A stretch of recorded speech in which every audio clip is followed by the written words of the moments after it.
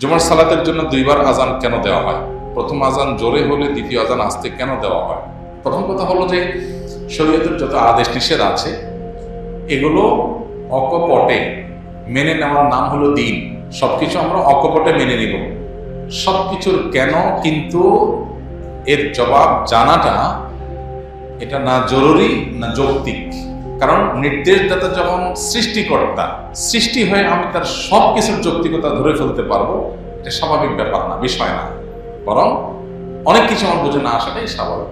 তবে এখানে যেটা প্রশ্ন করেছেন সেটা অবশ্য বোঝার মতো বিষয় এখানে আছে।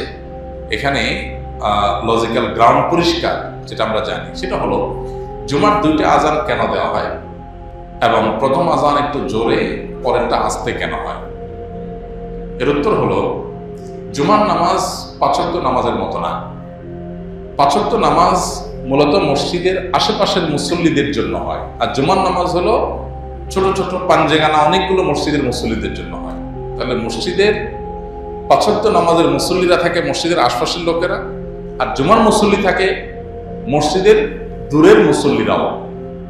পাঞ্জেগানা যেখানে শুধু পাঁচ ওয়াক্ত নামাজ হয়, আজকাল তো অবশ্য সব মসজিদই জুমার নামাজ হয়ে গেছে। বাকি ইসলামের নির্দেশনা হলো একটা বড় এলাকার ছোট ছোট পাঞ্জেগানা মসজিদ থাকবে আর একটা জুমার মসজিদ থাকবে, যাতে জুমার দিন সব এলাকার মানুষ এক জায়গায় একত্র হতে পারে।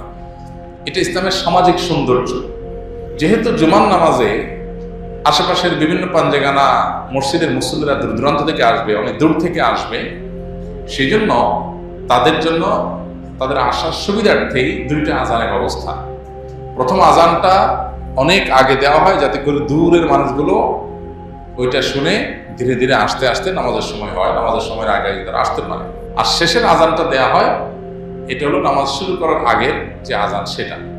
আর প্রথমটা হলো দূরের মানুষকে জানাবার জন্য। দূরের মানুষকে জানাবার জন্য যদি দেওয়া হয় যেন ওটা জোরে হয়, বাইরে হয়।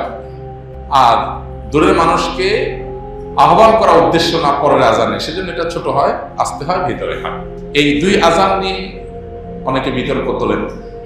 কোনো প্রয়োজন নাই এটা নিয়ে বিতর্ক করার, কারণ এটা যদিও খোলাফায়ে রাশেদার আমলে চালু হয়েছে, কিন্তু এই আজান নিয়ে কোনো সাহাবীর কোনো প্রশ্ন, বিতর্ক বা ভিন্ন মত সেরকম উল্লেখযোগ্য ছিল না। সো এই ব্যাপারে বলতে পারি উম্মার ইজমা রয়েছে। অতএব এটা নিয়ে অহেতুক বিতর্ক বাড়ানোর কোনো প্রয়োজন নাই।